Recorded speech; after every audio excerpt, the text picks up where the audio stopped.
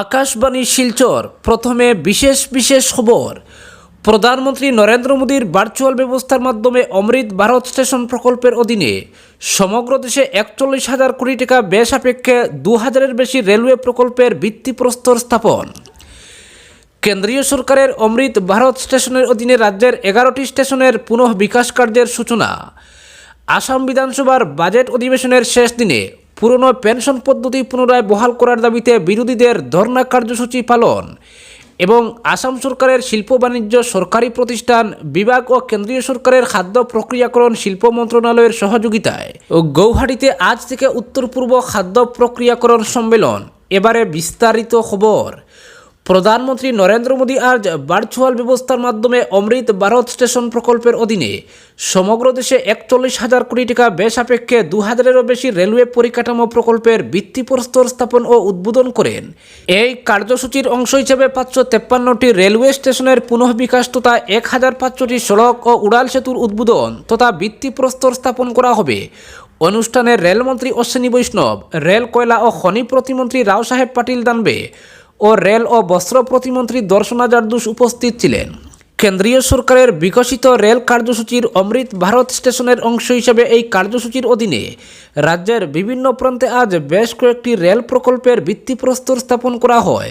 এ উপলক্ষে ১১টি অমৃত ভারত স্টেশনের পুনর্বিকাশ সহ রেলপথ অতিক্রমের ক্ষেত্রে স্থানীয় বাসিন্দাদের জন্য নিরাপদ ও সুবিধাজনক ব্যবস্থা হিসাবে ৬টি সড়ক, উড়াল সেতু ও আন্ডারপাস নির্মাণের ভিত্তিপ্রস্তর স্থাপন করা হয়।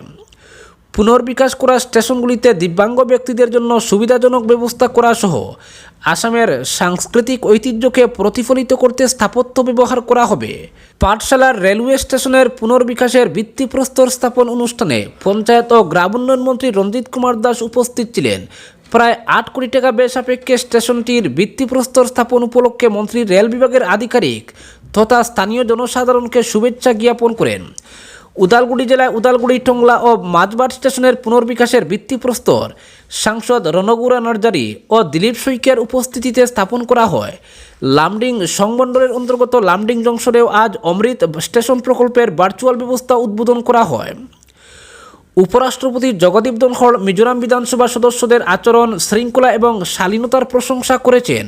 আজ মিজোরাম বিধানসভার বাজেট অধিবেশনে ভাষণ দিয়ে তিনি মিজোরামের সম্ভাবনার কথা উল্লেখ করে বিচক্ষণতার সঙ্গে কাজ করে যেতে রাজ্যবাসীর প্রতি আহ্বান জানান। তিনি মিজোরাম বিধানসভায় প্রথমবারের জন্য নির্বাচিত হয়ে আসা ৩ জন মহিলা সদস্যকে অভিনন্দন জানান। উপরাষ্ট্রপতি শ্রী ধনখড় মিজোরাম বিশ্ববিদ্যালয়ের অষ্টাদশ সমাবর্তন অনুষ্ঠানে অংশগ্রহণ করে শিক্ষার্থীদের ডিগ্রির প্রমাণপত্র প্রদান করেন।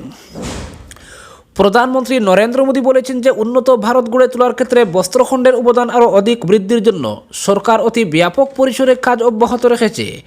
তিনি বলেন যে পরম্পরা, প্রস্তুতি, প্রতিভা এবং প্রশিক্ষণের উপর সরকার গুরুত্ব আরোপ করে আসছে। আজ নতুন দিল্লির ভারত মণ্ডপমে ভারত টেক্স ২০২৪ উদ্বোধন করে প্রধানমন্ত্রী এই মন্তব্য করেন। তিনি বলেন যে ভারত টেক্স ২০২৪ হচ্ছে বস্ত্রশিল্পে ভারতের ব্যতিক্রমী প্রয়াস প্রদর্শন করার এক উৎকৃষ্ট মঞ্চ।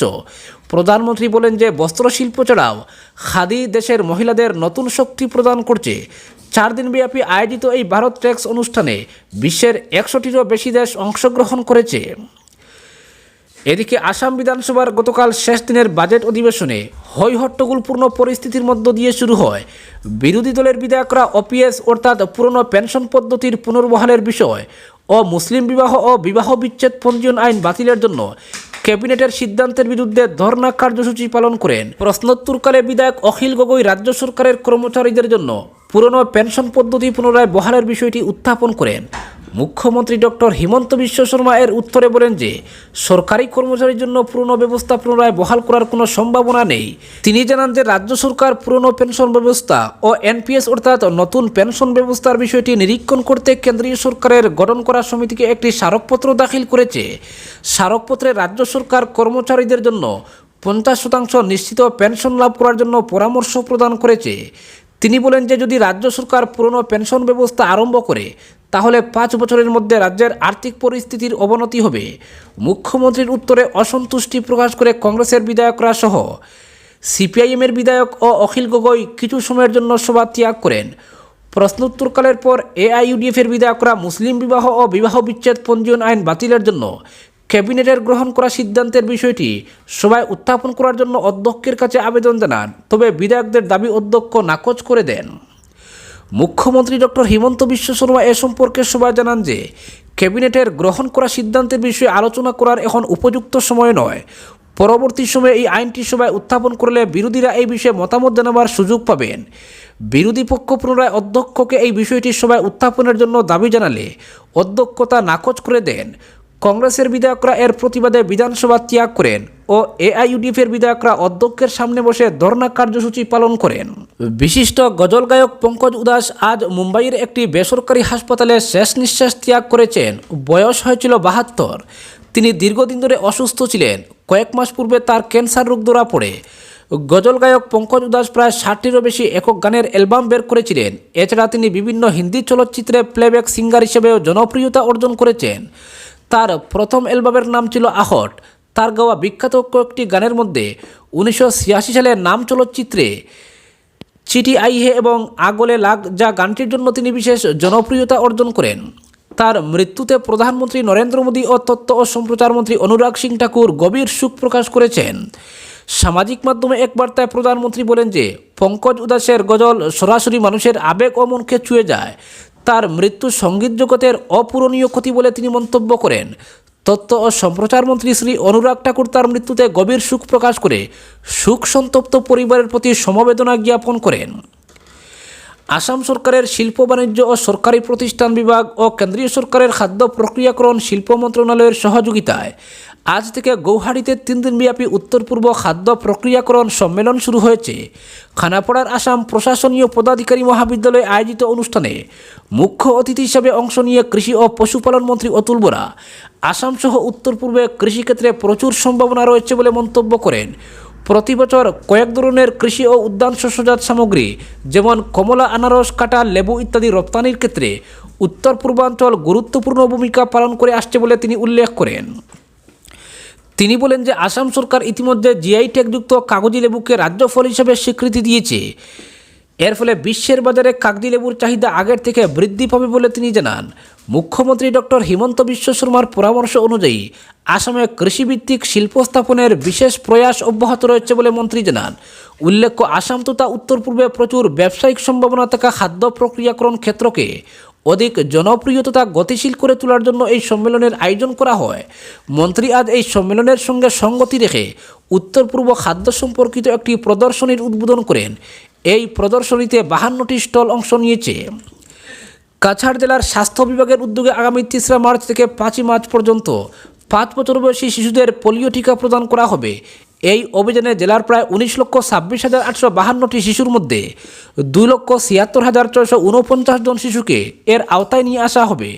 এ উপলক্ষে আজ জেলা অতিরিক্ত আয়ুক্ত খালেদা সুলতানা আহমেদের পৌরোহিত্যে আয়োজিত প্রস্তুতি সভায় পোলিও বুথ ছাড়াও ঘরে ঘরে গিয়ে পোলিও ড্রপ খাওয়ানোর সিদ্ধান্ত গ্রহণ করা হয়েছে।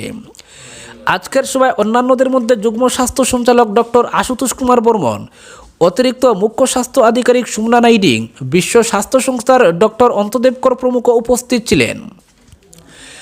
হাইলাকান্দি জেলায় আগামী 1 মার্চ বিকাশ যাত্রার কেন্দ্রীয় অনুষ্ঠানের আয়োজন করা হয়েছে। এ উপলক্ষে জেলা আয়ুক্ত নিসর্গ হিবারে গৌতমের পৌরোহিত্যে আয়োজিত সভায় জানানো হয় যে জেলার অভিভাবক মন্ত্রী জয়ন্ত মল্ল বড়ুয়া ভার্চুয়ালি 53টি প্রকল্পের শিলান্যাস ও উদ্বোধন করবেন। এছাড়া বিকাশ যাত্রার অঙ্গ হিসেবে রাজ্যের পরিবহন, আবগারি ও মৎস্য বিভাগের মন্ত্রী পরিমল শুক্লবৈদ্য আগামী 7 ও 8 মার্চ ত্রয়োদশ রাজ্য ফ্ল্যাগশিপ কার্যসূচির শিলান্যাস করবেন। লক্ষ্মীপুরের সাগাফাম গৌরা মেমোরিয়াল সোসাইটির উদ্যোগে আজ বিন্নাকান্দি প্রথম খণ্ডের স্বাধীনতা সংগ্রামী এস গৌরা সিংহের 109তম জন্মজয়ন্তী পালন করা হয়। সকালে স্বাধীনতা সংগ্রামীর প্রতিকৃতিতে মাল্যদান করা হয়। এরপর অবসরপ্রাপ্ত শিক্ষক দুর্গাকান্ত পাণ্ডের পৌরোহিত্যে অনুষ্ঠিত সভায় স্বাধীনতা সংগ্রামী এস গৌরা সিংহের কর্মজীবন নিয়ে I Binod Singha, doctor Y Rajbihari Singha, S Pulin Singha প্রমুখ বক্তব্য রাখেন। আজকের বিশেষ সংবাদ এখানেই সমাপ্ত।